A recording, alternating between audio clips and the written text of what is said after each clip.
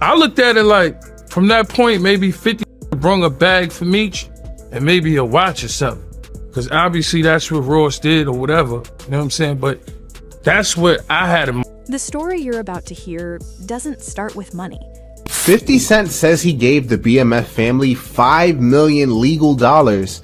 So he does not understand where the money went, how Lil Meech blew it before Big Meech got out of jail, but he feels extremely betrayed after that picture got taken between Big Meech and Rick Ross after he got out of jail. It starts with trust. The kind of trust that's built behind closed doors, away from cameras and headlines. The kind that feels like family. For years, 50 Cent stood in a position most people only dream about. Wow. But look, 50.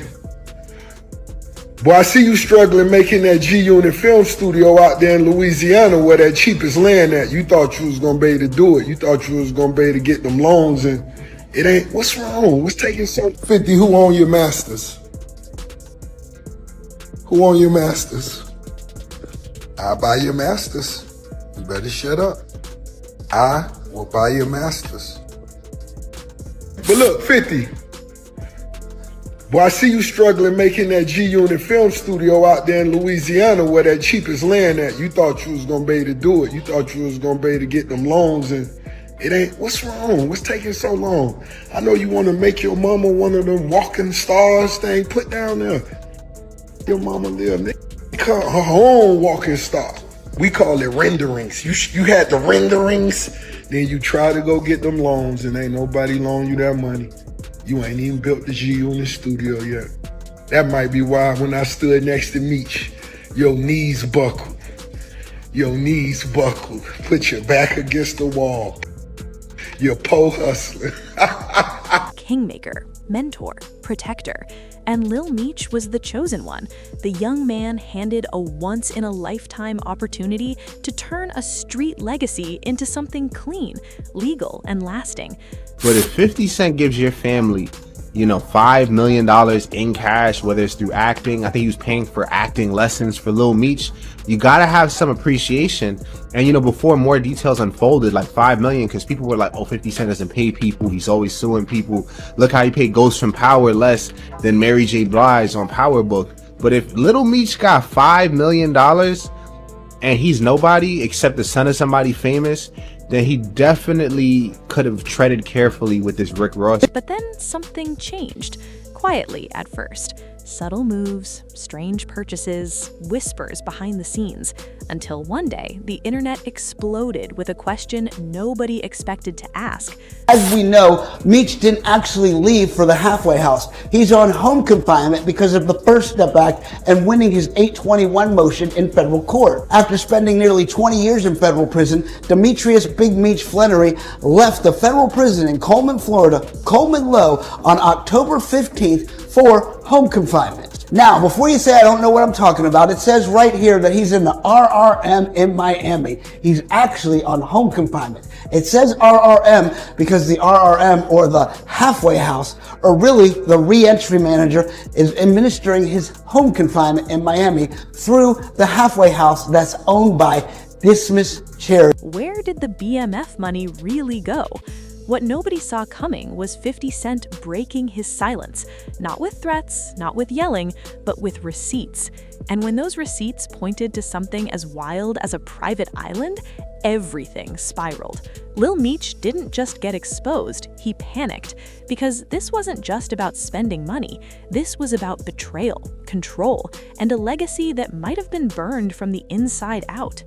I look at the computer said, Floyd said, yeah, Nelly 50. I'm like, what did he say me for? Nelly, first baby mama Melissa, then took your fiance. Say that. Before all the drama, before the social media chaos, you have to understand where Lil Meech came from.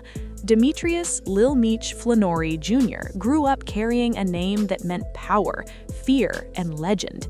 His father, Big Meech, wasn't just another street figure. He was the architect of BMF, an empire that once moved with military-level organization. But that empire came at a price: prison, separation, years of absence. Lil Meech didn't grow up with his father at home guiding him through life. Instead, he grew up with stories. Stories of money, influence, and respect. But stories don't teach discipline. They don't teach restraint. And when the chance finally came to rewrite that family history, it wasn't Big Meech who opened the door. It was 50 Cent. At the time, Lil Meech wasn't an actor. He wasn't trained. He wasn't polished. He was just a young man with a famous last name and raw potential. 50 saw something others didn't. He didn't just cast him in BMF, he invested in him, paid for acting classes, protected his image, structured deals, clean money, a future. This wasn't a favor, this was a plan, a long game designed to turn street history into generational wealth. And for a while, it worked. The BMF series became a cultural moment. Lil Meech went from unknown to household name almost overnight. Interviews, fashion deals, red carpets, social media praise. The family name was no longer whispered, it was celebrated on primetime television. For Big Meech, still behind bars, it was emotional. His legacy was alive again, but this time without handcuffs.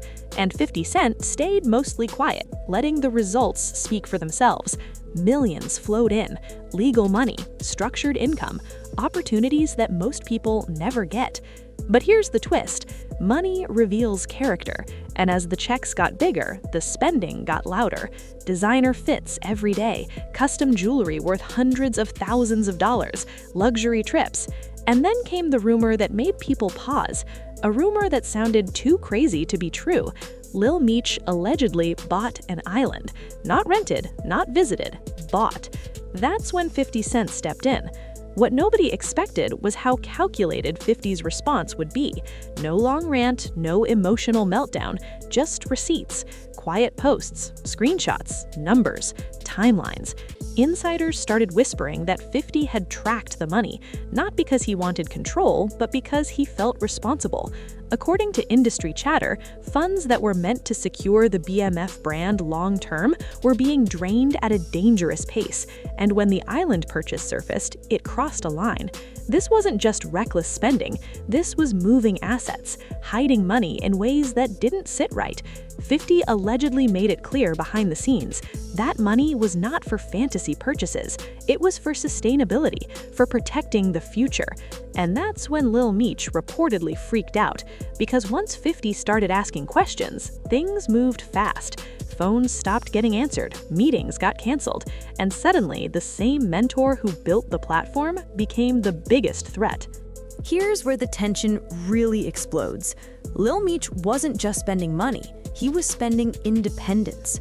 Buying an island isn't just a flex, it's a statement. It says, I don't need oversight, I don't need permission.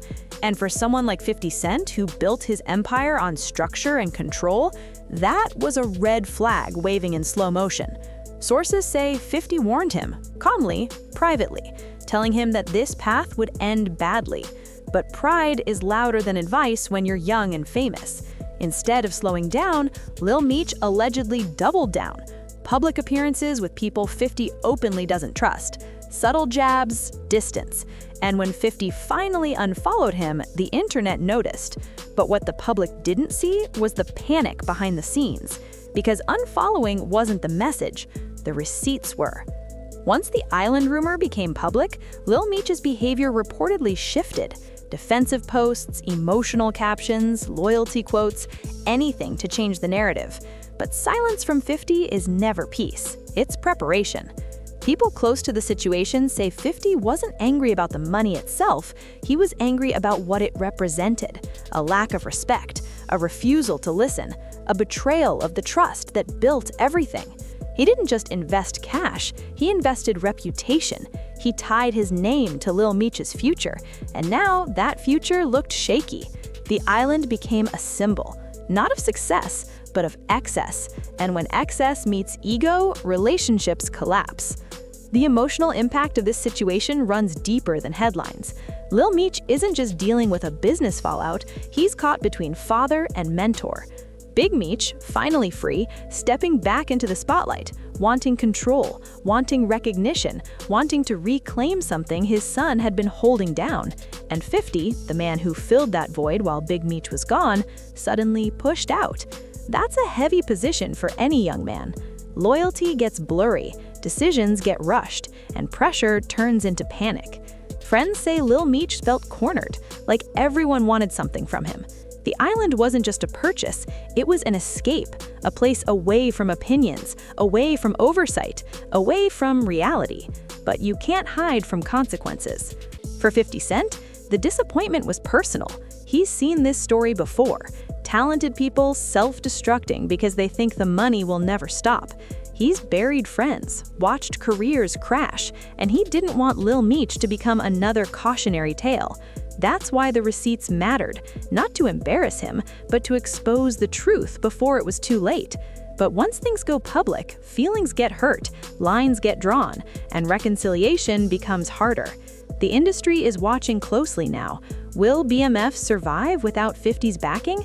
Can Lil Meech rebuild trust after moving the way he did? Or was the island the moment everything cracked for good? As this story continues to unfold, one thing is clear. This was never just about money. It was about guidance, about ego, about what happens when opportunity comes faster than wisdom.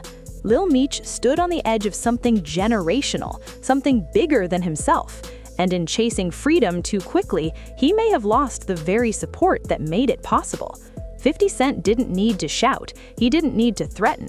The receipts spoke loud enough, and sometimes the quietest moves cut the deepest. This isn't the end of BMF's story, but it might be the chapter where everything changes. And if history has taught us anything, it's that when loyalty breaks, the fallout never stays private for long.